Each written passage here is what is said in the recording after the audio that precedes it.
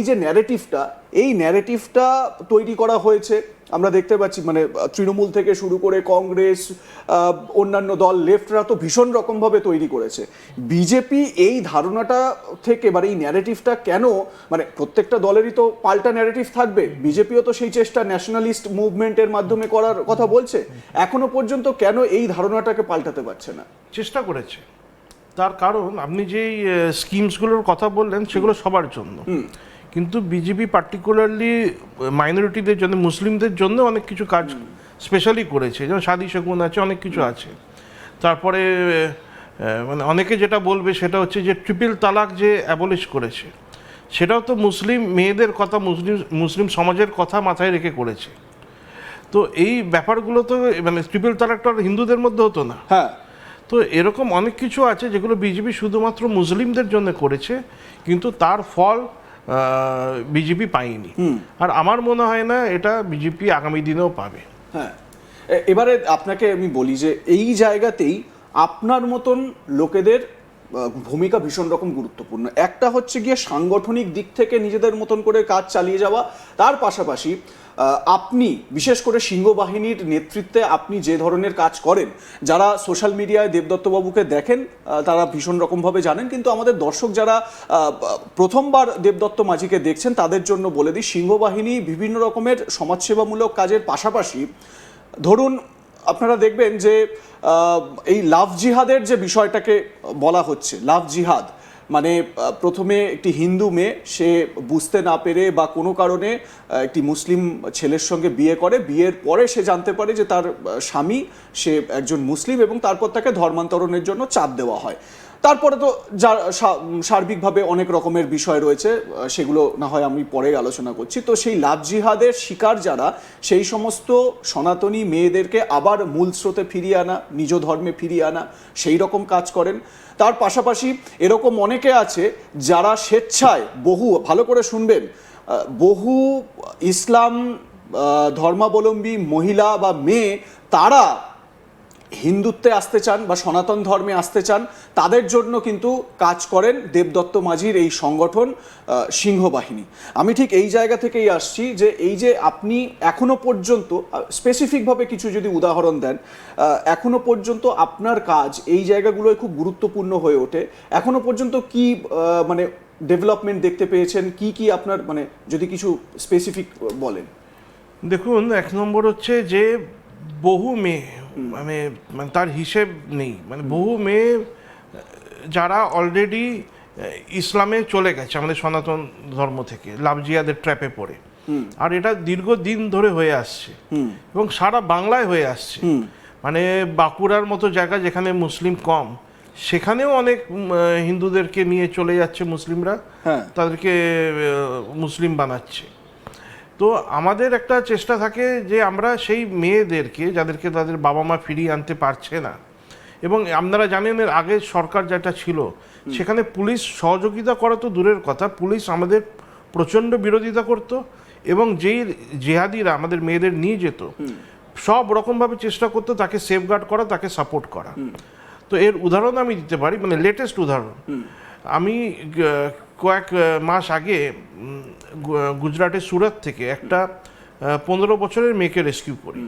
সেই মেয়েটা 2024-এর 25শে ডিসেম্বর তাকে পূর্ব মেদিনীপুর থেকে নিয়ে চলে যায়। নিয়ে চলে যাবার 4.5 মাস অবধি বাবা মা মেয়েটার ব্যাপারে কিছু জানতে পারে না, কোথায় গেছে, কোনো ফোন কল নেই, কোনো হ্যালো নেই, কিচ্ছু নেই। পুলিশ স্টেশনে যায়, ফেরত আসে, এবং পুলিশ রীতিমতো অপমান করে, মানে বাবা মাকে ধমকে পাঠিয়ে দেয়। সেই মেয়েকে যখন সুরাত থেকে রেস্কিউ করা হলো মেয়ের পর্যন্ত আমরা পৌঁছতে পারলাম উইথাউট পুলিশ সাপোর্ট, কোনো পুলিশের সাপোর্ট ছিল না। এটা 2025-এর কথা বলছি আমি। সেখানে যখন মেয়ে রেস্কিউ হলো আমরা জানতে পারলাম মেয়েটা 5.5 মাস প্রেগনেন্ট। স্পেশাল মেডিকেল বোর্ড বসলো কোর্টের অর্ডারে। তারপর মেয়েটাকে আমরা মানে অনেক রকমভাবে কাউন্সেলিং করিয়ে মেয়েটার অ্যাবর্শন করা হলো।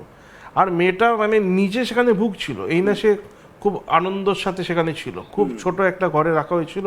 আর মেয়ের বাবা মা, মানে ফ্যামিলি প্রচণ্ড গরিব ফ্যামিলি, তাদের মানে অত নেই সে মানে সেখানে গিয়ে কিছু করতে পারবে।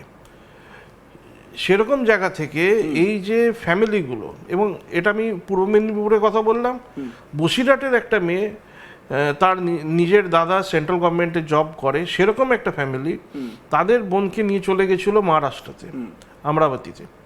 সেখানে মেয়েটাকে গিয়ে বন্ধ করে রেখেছিল, এবং যে ছেলেটা নিয়ে গেছিল সে স্মাগলার, গোল্ড স্মাগলার, তার নামে কেস আছে, সে বসিরহাট বিচ থেকে গোল্ড নিয়ে ঝাঁপ দিয়েছিল, তার অনেক ইতিহাস। সেই ছেলেটাকেই সেখানে লুকিয়েছিল, তার বাবা মা কিছু জানতে পারেনি। সেই মেয়েটাকেও যখন আমরা রেস্কিউ করলাম, এরকম হাজার হাজার কেস আছে। তো সেই জায়গায় দাঁড়িয়ে মানে যেখানে পুলিশ একদম সহযোগিতা করে না, প্রত্যেক কটা নেতা, সেই রাজনৈতিক দল যেটা আগে শাসন চালিয়ে গেছে, তারা আমাদের বিরোধিতা করতো। এখন একটা পজিটিভ সরকার এসছে, আর এই যে মেয়েদের আমরা রেস্কিউ করে এনেছি, এরা সবাই মেন স্ট্রিমে আসছে আজকের দিনে। তো এটার প্রচণ্ড প্রয়োজন আছে। দেখুন, কেন যারা ওখানে যাচ্ছে তারা আমাদের বিরুদ্ধে কথা বলছে, আমাদের বিরুদ্ধে, মানে সমাজের, মানে হিন্দু সমাজের বিরুদ্ধে, দেশের বিরুদ্ধে তাদের চিন্তা ভাবনা গ্রো করছে, এবং তারা সব, তাদের সন্তানগুলো সব মুসলিম হবে। এই আজকের না গতকালকেরই আমি একটা নিউজ রিপোর্ট দেখছিলাম, শর্মিলা ঠাকুর, সে ওখানে লিখছে যে শর্মিলা ঠাকুর নিজে তার ছেলে মেয়েদের টুয়ার্ডস ইসলাম নিয়ে গেছে, নিয়ে যেতে হেল্প করেছে, সহযোগিতা করেছে। তো শর্মিলা ঠাকুর তো একজন হিন্দু ছিল, নিজে বাঙালি হিন্দু, নিজে বাঙালি হিন্দু, ঠাকুর বাড়ির সন্তান। উনি যখন কনভার্ট হয়ে গেলেন, আমাদের একটা সংখ্যা কমলো, এবং পরবর্তীকালে তার যেটা আচরণ, সেটা হিন্দু ধর্মের জন্য খুব ক্ষতিকারক।